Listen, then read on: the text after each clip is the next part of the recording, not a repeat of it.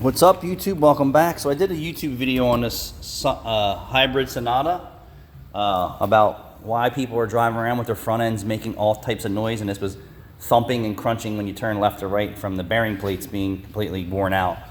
And this was from a wholesale account, and this is a 14, and it just boggles my mind how many people are just driving around with their cars in shambles, and then they just go and trade them in, even though the motors and transmissions are good, the interior, the body are good, and it needs like $1,000 worth of work.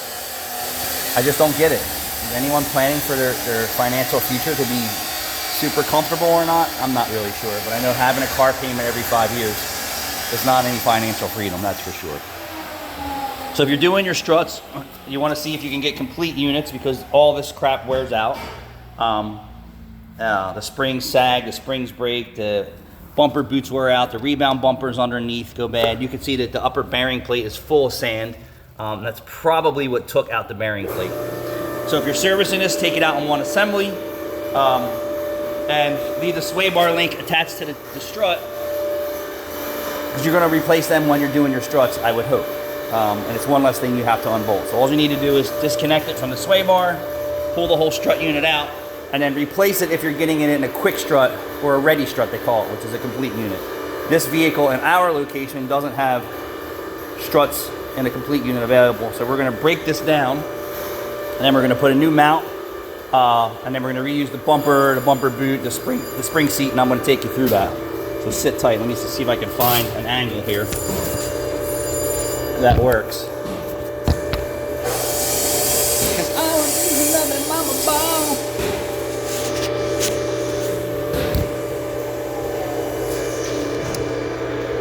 That's the spring compressor right there. Spring compressor. Actually, it might be better if I do this. One of these days I'm gonna get a tripod, but I don't really think that's necessary. How's that? How's that, Caleb? How's that look? There we go. You're not pointing at the sky? Nah.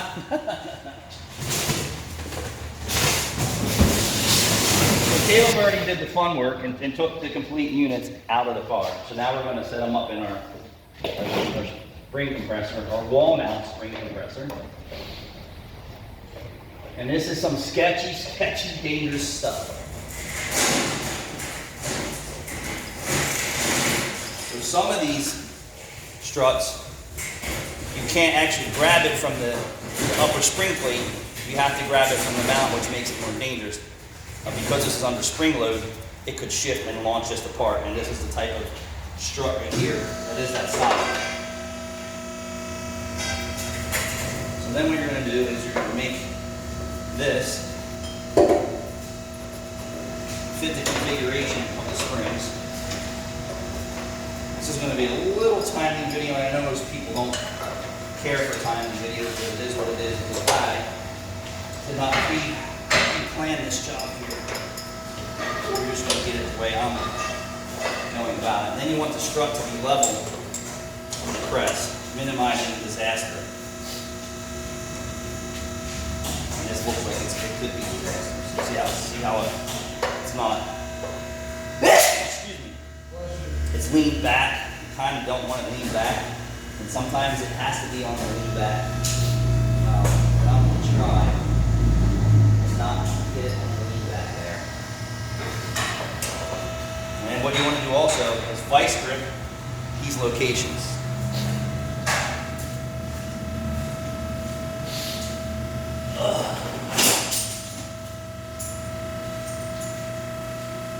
And then sometimes it's important to clock everything. And obviously put the left strut with the left location and the right strut with the right location. So we're going to vice grip in place. You can do it from the front or the back, it doesn't matter. This one wants to walk, so we're gonna vice grip this one right to the back.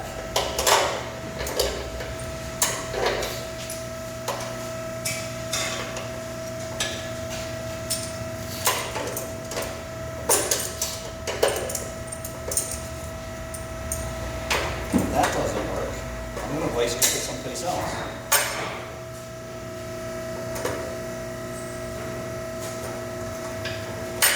Everybody likes dangerous stuff. It must be that fear factor kind of thing. All right, so I feel confident with that there. And then what you're going to do is you're going to get this to slide out and get these pieces in. And since we're changing the strut mount, we have to blow this whole thing apart.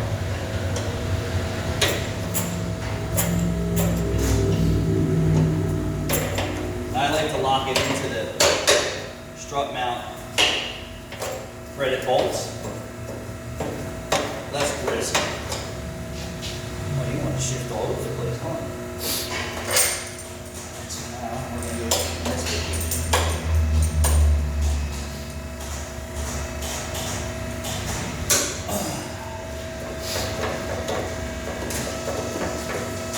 And then once the strut starts to come loose from the spring, that's all you need. You don't need too much more than that.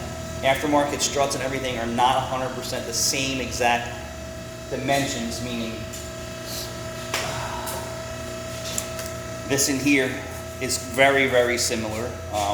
That's why you should do a wheel alignment, because your camber could change.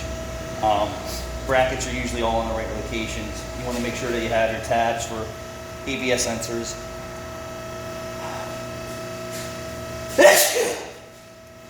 Allergy season. Brake hose and ABS sensor tabs, and so you just stare and compare and match it.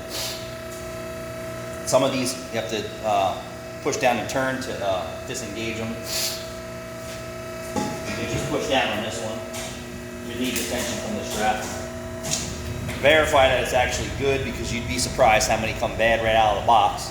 If they've been laying like this for a while, it could just need to be stroked a few times to get the resistance back. All right, so here we go. This is out and ready. And then I like to use an air gun or electric. I'm not sure what I'm going to use.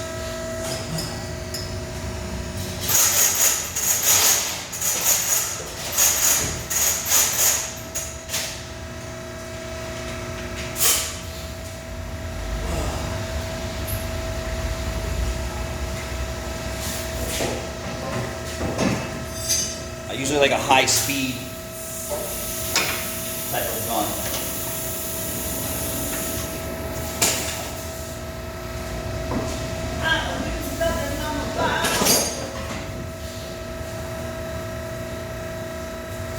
I guess that's a 17. So 17 millimeter upper strut bolt for OEM.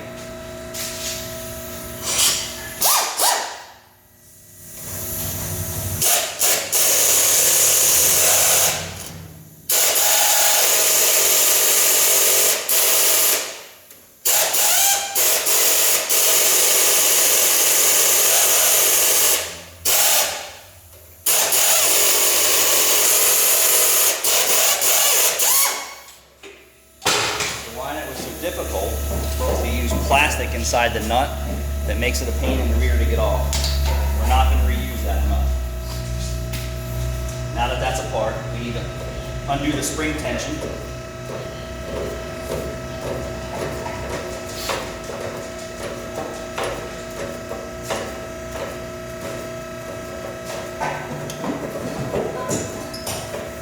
Did those struts, Caleb, come with new nuts?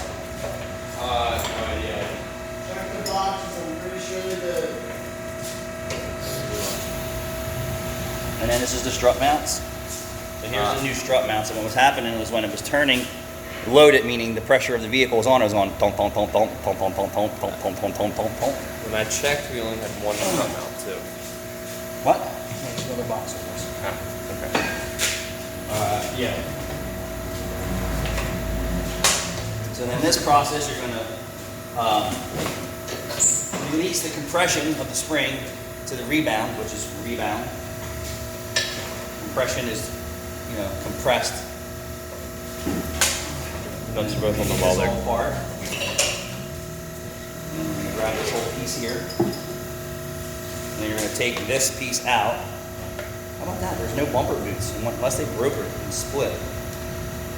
So this is what it looks like. So you got the upper spring seat, bearing plate, and top hat.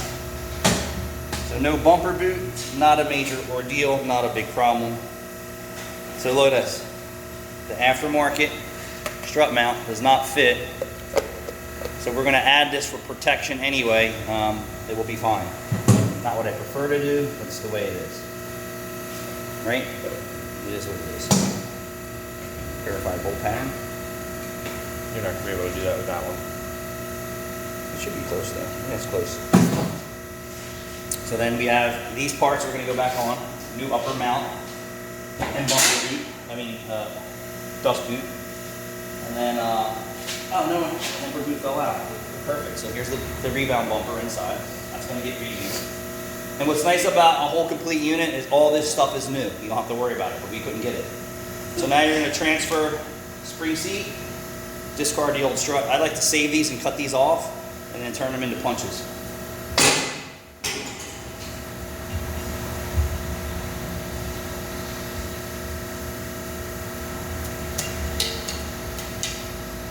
Spring seat. And then this is going to go back up in here, and then you want to make sure the pigtail of the coil spring aligns with the old pigtail seat in the saddle. You're going to put the bumper boot back on. That's, you can see it's worn out, but it is what it is. Dust boot for whatever purpose it can serve. And this is going to go on top of here when we're ready. Can you give me another pair of wipers? Yeah. I don't have enough hands. I don't have enough hands to do this. So we're going to line that right back in the dusty old spring seat saddle mark. It's a lower spring seat, which is the rubber.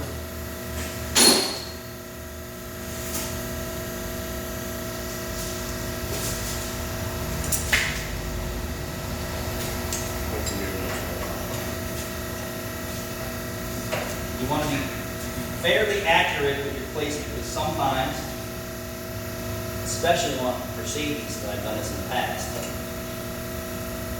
you could have noise. And what I mean by noise is it won't be bearing plate noise. I call it the spring sprung noise. So the spring down here could jitter on this plate, which is another headache, right?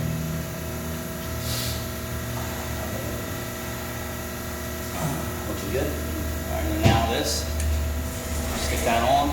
So since this rotates, this piece rotates, you don't have to worry about flopping. There is a mark that they prefer that you put the spring. Some are like that, some are not. It really doesn't make that much difference. She's not happy that way. Hold this.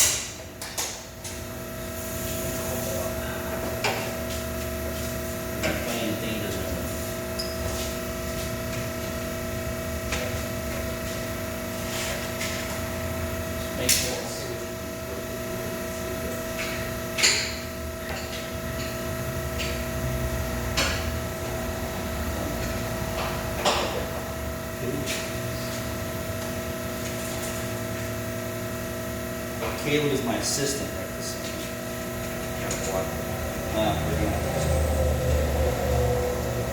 Most of the time I can do these by myself if it has an upper spring plate, then the spring plate holds everything together.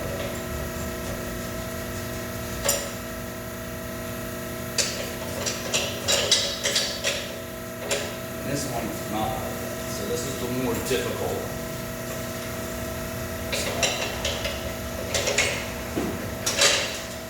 My machine is old.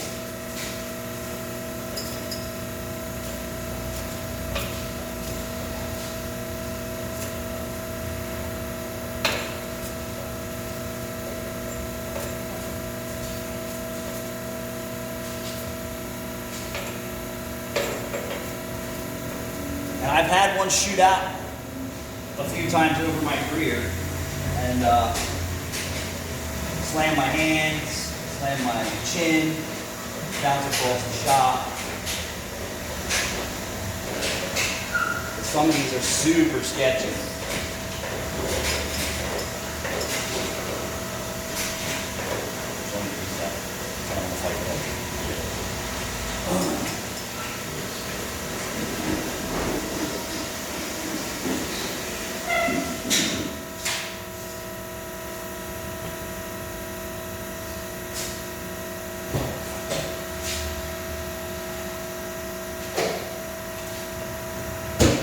the new nuts have plastic nylon at the top.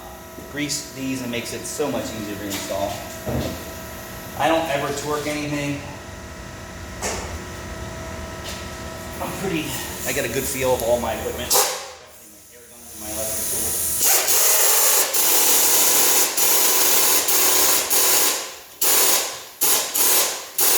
So if it doesn't tighten up immediately, put some spring pressure on it.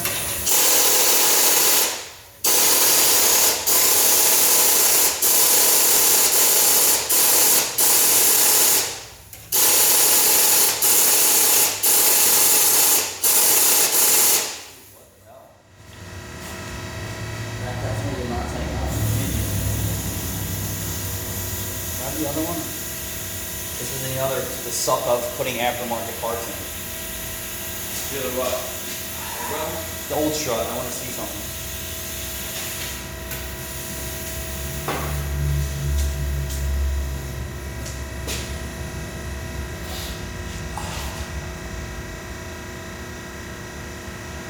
I want to see something.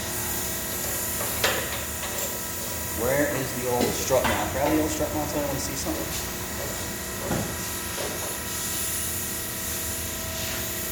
Is there a flat spot? Okay, so there's a flat spot. I didn't notice it, so that's where we messed up. All right, hold the strut. So you need to make sure that the flat spot is in the right location. This strut doesn't have a flat spot on it?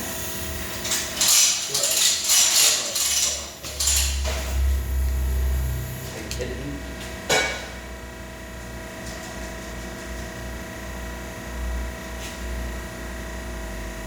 Strut does. Strut mount does.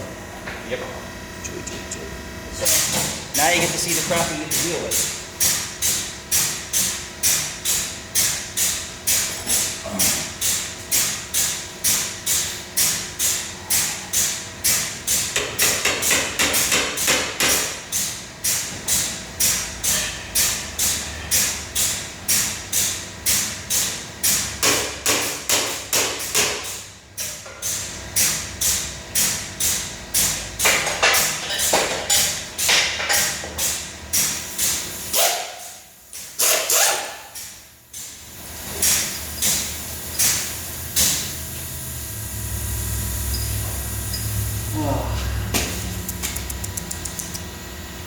Did you bring the other strut mount then? What'd you say? The other strut mount? I did not know. So the strut mount from the OEM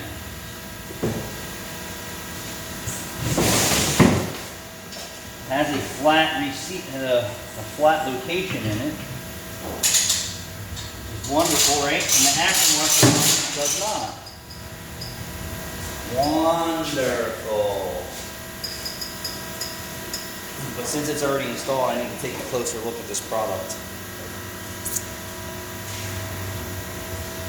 99% of aftermarket parts just are horrible.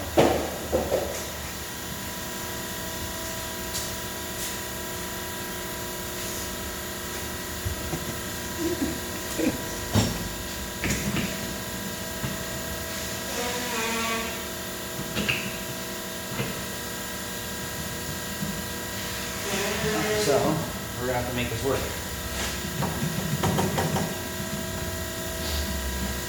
We're gonna make this work.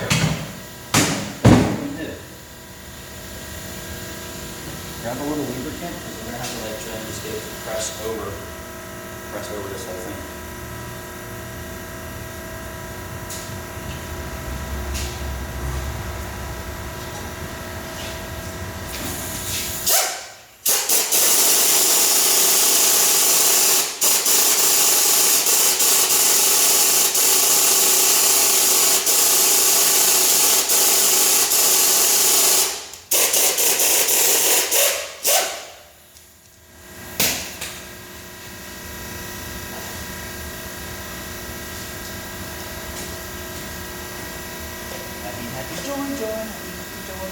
Alright, let's do this again. Alright, you hold it up.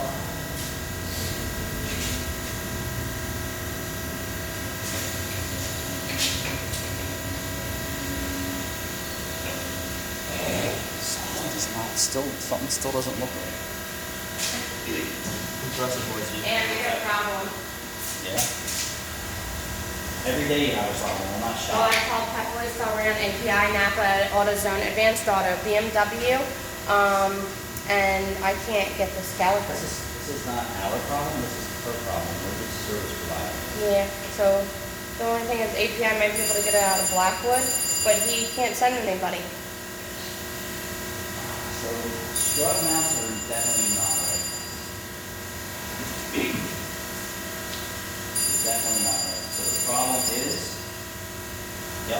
So here's our problem. The strut mount is too shallow on this, and then these have a 1-inch collar, so Yeah, so it won't slide past the slot. it won't slide past the So slot. we can't make these strut mounts. You can't make these strut mounts.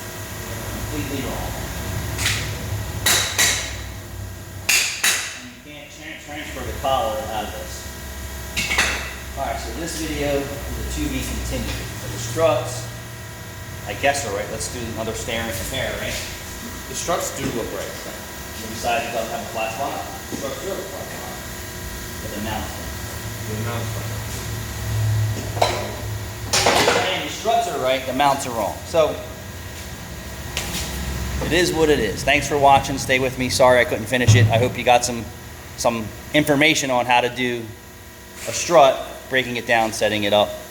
But then again, you know how important it is to put OEM parts on, or a complete unit, because it's such a hassle to get parts that actually say they fit the car, because some of the listings say they fit the car, and guess what? They don't. Thank you.